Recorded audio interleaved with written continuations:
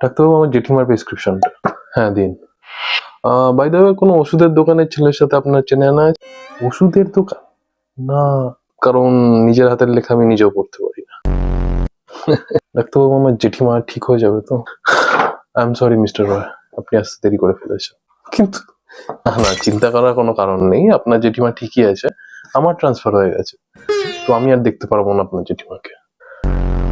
I am sorry to say mister Roy, but আপনার জেঠিমার বাঁচা মরা এখন ভগবান আর ইচ্ছার উপর নির্ভর করছে। ভগবান আর ইচ্ছা?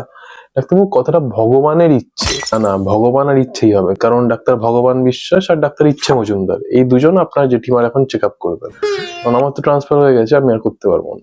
আপনি তো ঘুরিয়ে পিছিয়ে কথা বলছেন কেন, আমি তো বুঝতে পারছি। আপনার জেঠিমার ট্রিটমেন্টের জন্য 10 লাখ টাকা খরচা হবে, আর আমরা একটা টাকাও ক্যাশ নিতে পারবো না। ও, আপনি টাকা নেবেন না? ও ভগবান! না, আমি বললাম ক্যাশ নিতে পারবো না, চেক নেবো। আপনি অনলাইনেও ট্রান্সফার করতে পারেন, কারণ আমরা তো ডিজিটাল ইন্ডিয়াতে বিশ্বাস করি।